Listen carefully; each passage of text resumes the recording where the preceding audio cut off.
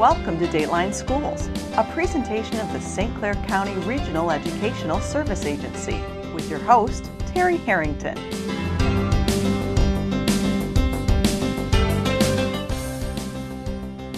Welcome to Dateline Schools. In this edition of Dateline Schools, we're going to learn more about paying for our schools. So how can St. Clair County schools keep up while Michigan continues to suffer with this poor economy?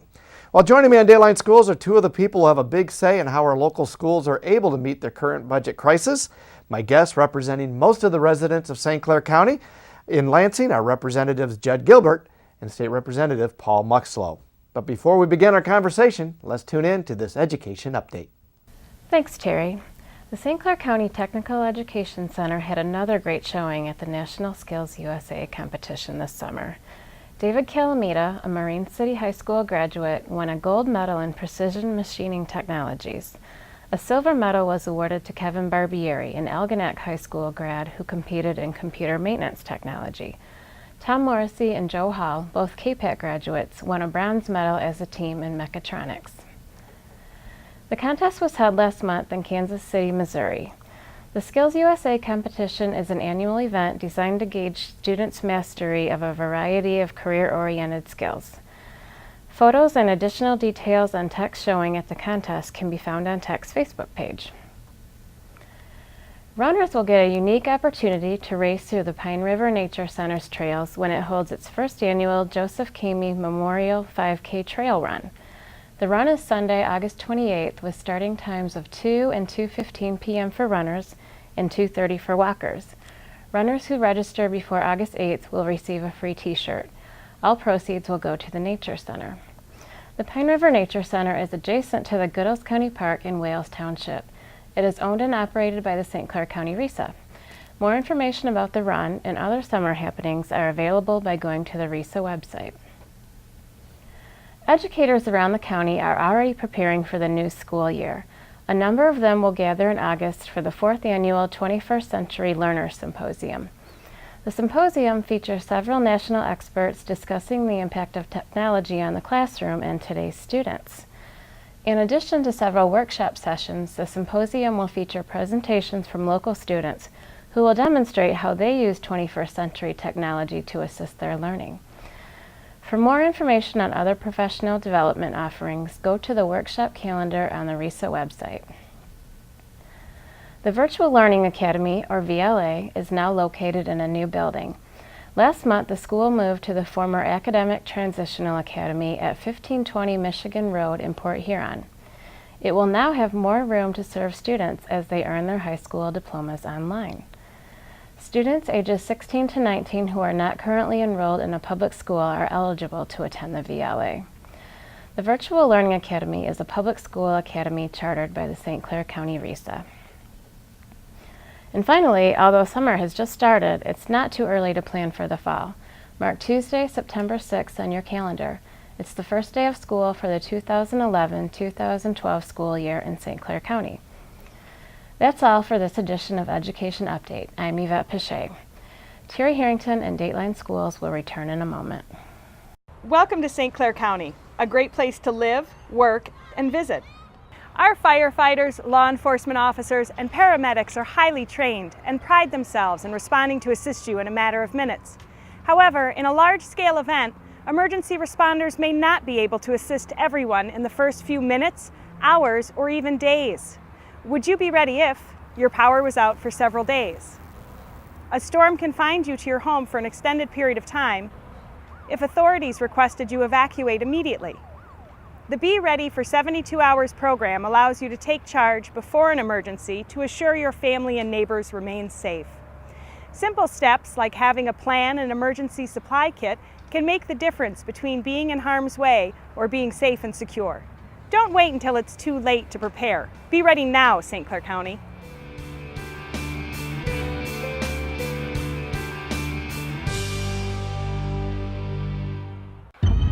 I present to you Algebra 2, Foreign Languages, and finally, Biology. Who among you will step up to their challenge? Me. Yeah, Judd. Me too. Sign me up. Take on the tough classes now. You need them to prepare for college. Thanks. You believe this guy? Are you trying to start a wildfire?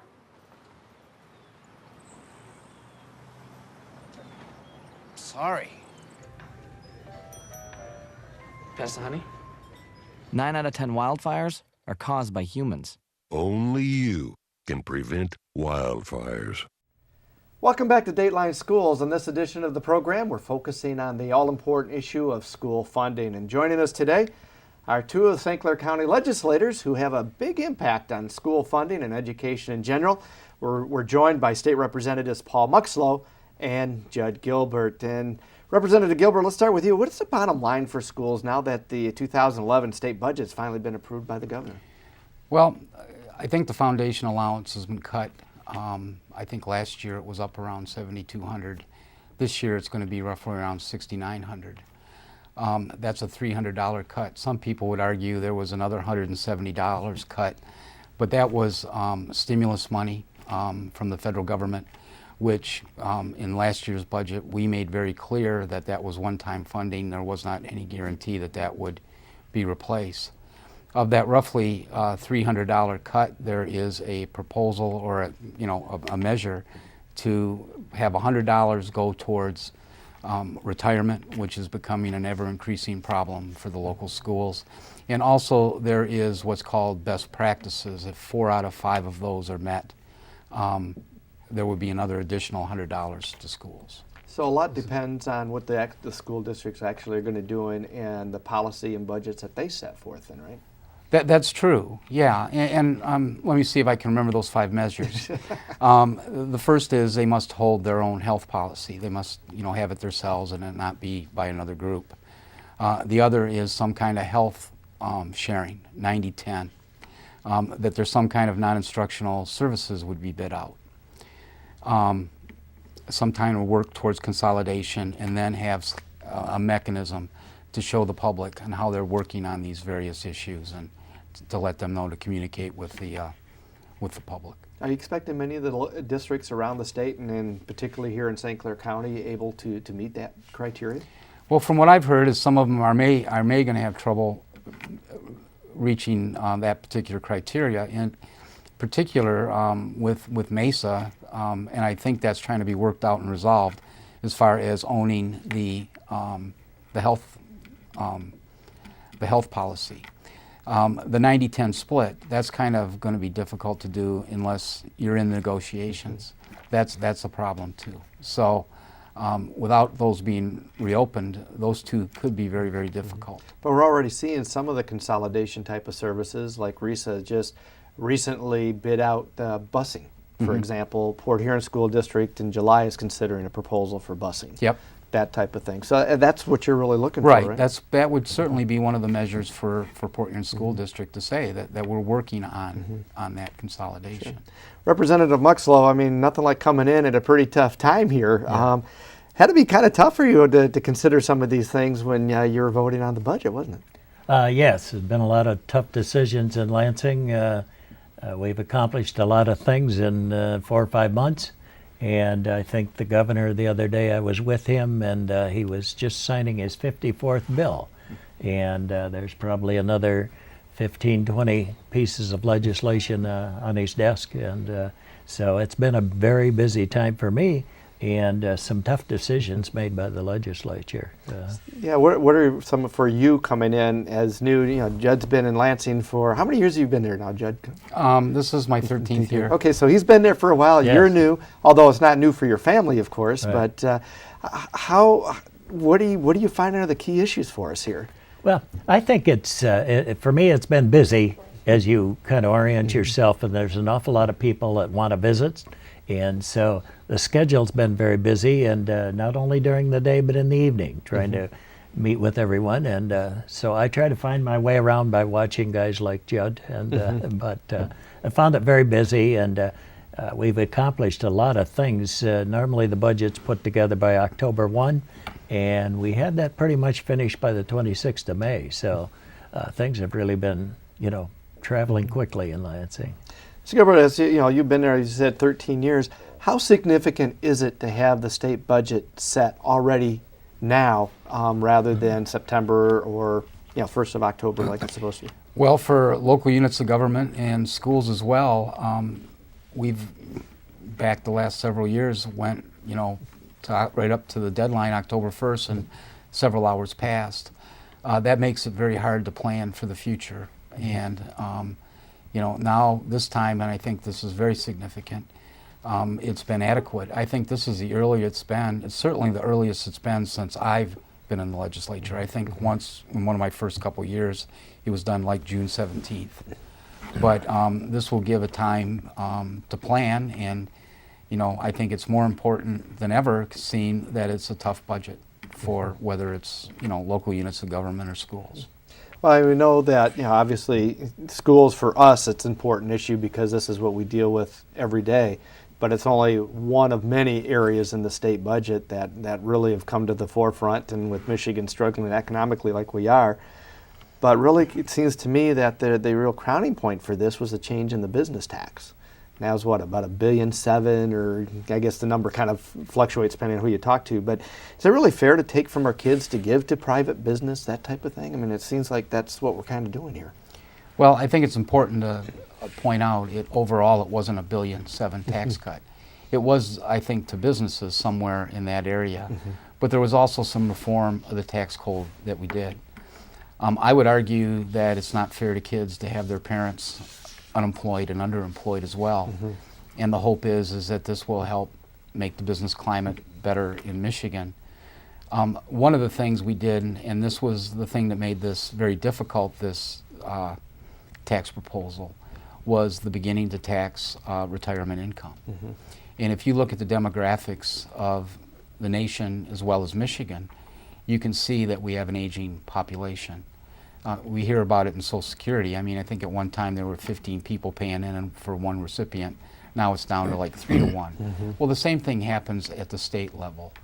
And this will, I think, in the end, stabilize revenues and bring in more revenues in the long run, because with that shrinking income tax base, we're going to have problems there very similar to what we have with our sales tax base. Our sales tax base is a problem as well, because people are buying less goods, and of course services aren't taxed.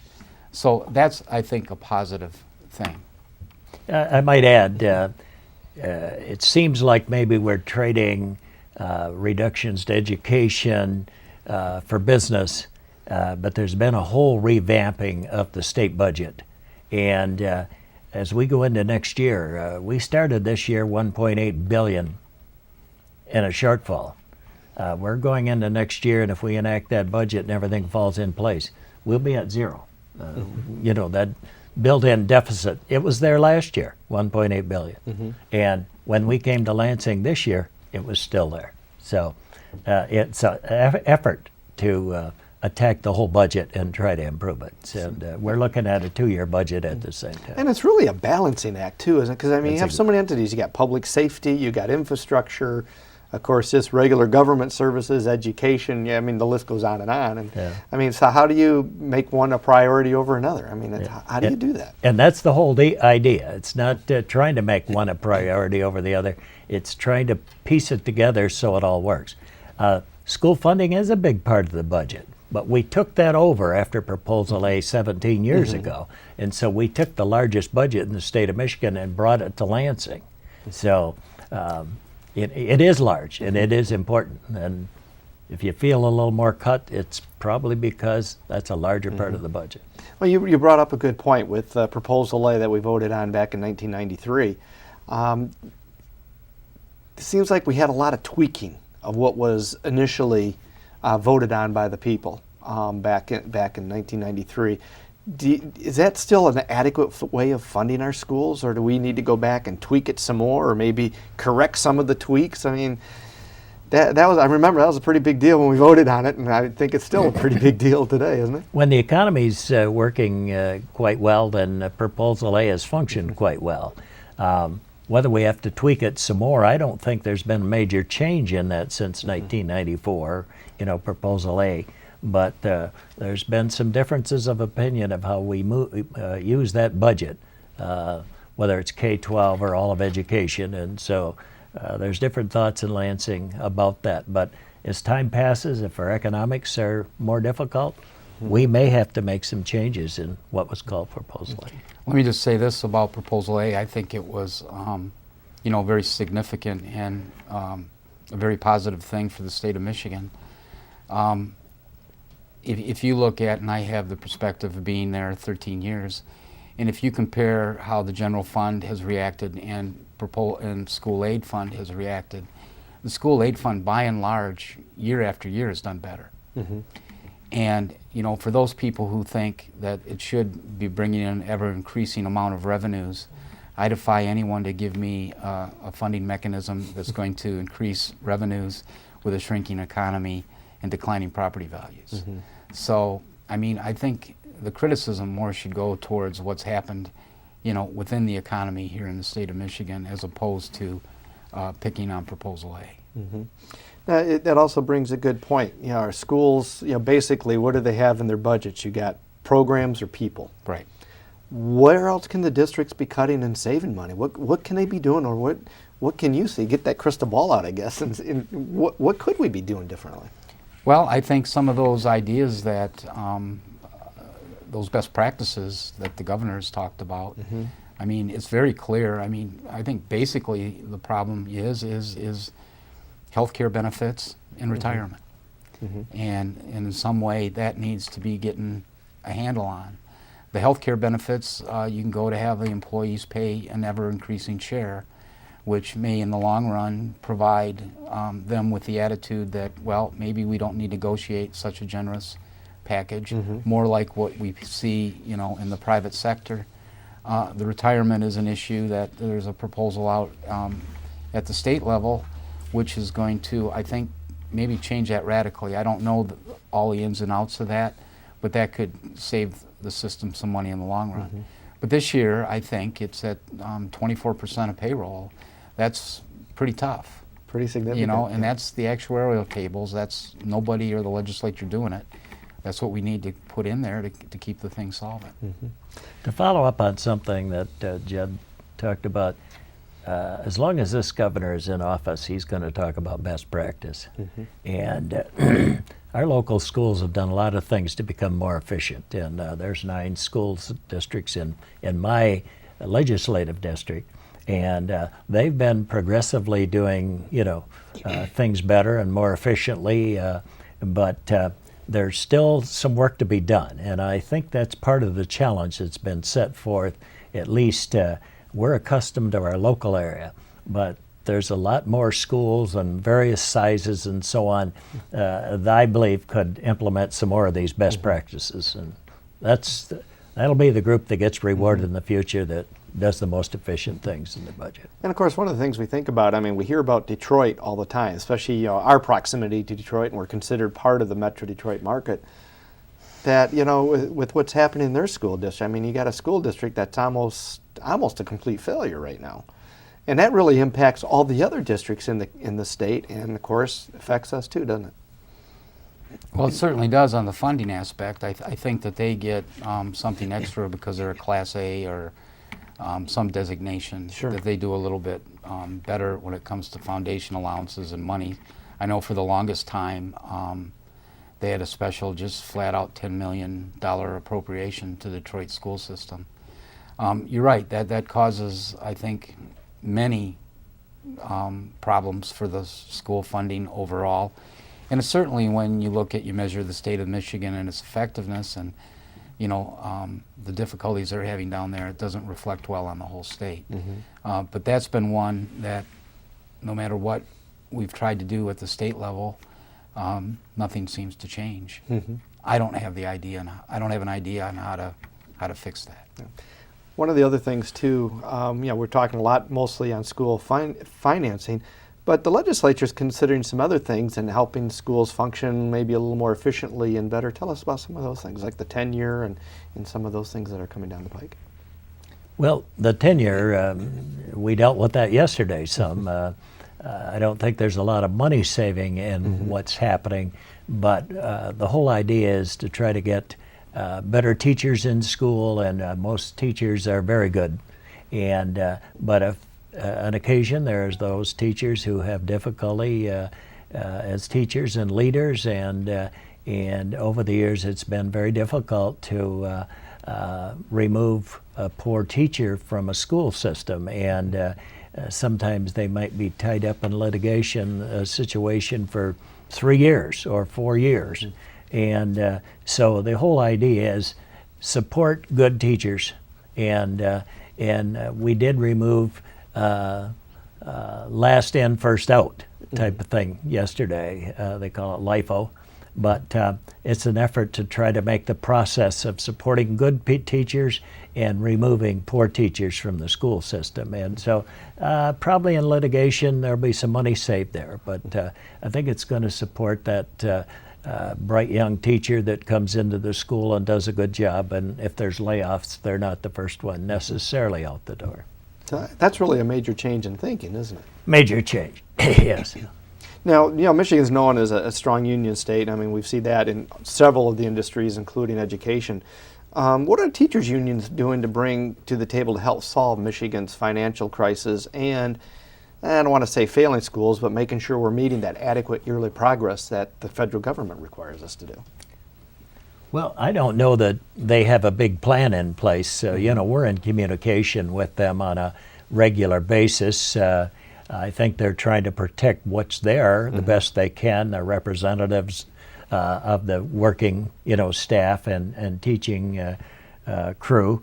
But and so I think there was some working together on the bills yesterday. I think it was kind of a bipartisan thing. I think we probably had 7 or 8 people from the other side that supported some of these changes, and but I don't know that they've laid out master plans to help us make decisions. Are they? Do you see them as being partners in helping to solve the problem, or is it still administration basically versus the union type of thing that we've had for years, and pretty much in every industry here in Michigan? Yeah. Well, I think it's the administration versus the union.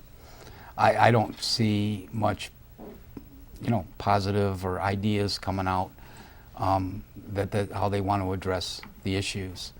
I found it very interesting. The chairman of the committee said that had the tenure package go through, that the unions never submitted a card to testify.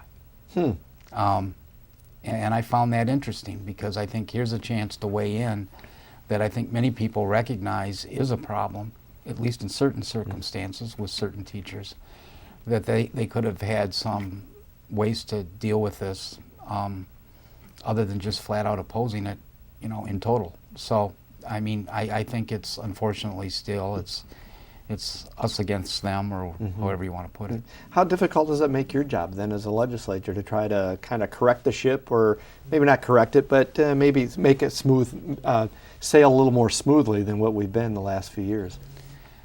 Well, I think the problem arises is that you when you just get flat out opposition, and not somebody tries to come in and be a little constructive and helpful. Maybe some of the things you do don't take everything into account. I mean, most of us that have been in the legislature, have not spent time teaching in the classroom, or know the various circumstances that goes on. So I think that would be a positive step. But there's information, at least it could be, that we don't have. And Paul, you're a former educator, so yes. I mean, so how's it help you? It's much clearer for me to see where the problems are and where the successes are. It did give me an opportunity. I was involved in quite a number of discussions, as well as the school budget. And it's not that we don't need to make changes. Sometimes we need to use the best procedure and put together the best practices as we correct these things. As we talked about tenure, I thought some of the best testimony we had came from some of the Democratic representatives who stepped up and it wasn't the union, but it was, you know, Democrat representatives who stood up and said, I agree, we need to do some things. But for the most part, the union is trying to hold its own and representing their people, but we've moved forward all the same. I think it's kind of ironic as we sit here and talk about school issues. Yeah, we spend just under $7 an hour to educate our children every day, but yet we spend about $30,000 to $35,000 a year to house a prisoner. How do we balance this thing here? I might answer that. I did get an email just yesterday, and the fellow said, what I want the school system, what I want to happen is the corrections division of Michigan take over the schools because they have a lot more money to work with. So that was the email he sent to me, but not fair. You know, those numbers aren't fair to me. $35,000 to house a prisoner, and about $7 an hour a student. Yeah. So, well, let me just weigh in on this. One of the problems that we identified last term with corrections is that if you look at the employees, they are paid considerably higher than they are in most states. That's one of the reasons that our cost per prisoner is so very high. But also, I've always been a little bit perplexed by that comparison. I understand, you know, we spend all this money on corrections and we should be spending more money on education. I get that. But that comparison where you have a child in the classroom for 6 to 8 hours a day, 5 days a week for 9.5 months, as opposed to somebody you have locked up for 24/7 the whole darn year. I mean, it's got to be more expensive to do that. And always, you know, the question is who should we incarcerate and who shouldn't we? Sure. And as of yet, nobody's given me a good idea why we should incarcerate fewer people. One thing as we wrap up the program is, you know, we've talked about this before, Judd, especially when you've been on the program. It's not a Republican issue, it's not a Democratic issue, it's a Michigan issue. But what can our viewers do, or how can they be involved to help be part of the solution in all of this? You know, I'd make a simple suggestion. I think parents need to be involved in their schools. And my experience over the years are many more successful students come from homes where parents are involved in their education and so on. As we look at educating children, there's not just one person a part of that success as I see it. It's not just the teacher. It's the teacher, the student, and the parent. And so for the viewers, I'd say get involved in your school to the greatest extent that you can. Judd? Well, I think what Paul suggests is probably the most important thing, is to have children involved, or excuse me, parents involved with their children in school. And when it comes to the legislative process, I think that they should, when they're unhappy or disagree, let us know. But also, too, if they think we do something right, let us know as well. Because so very often, you only hear the negative side. And not that, you know, we need to have compliments, but the fact of the matter is we need to know that there are people that are supportive of things that sometimes get a lot of flack. And so I think that would be a very important thing for them to do. Good. Well, gentlemen, great way to end the program. Some good advice, and we thank you for joining us on Dateline Schools. And we thank you for joining us. We hope to see you again soon on Dateline Schools.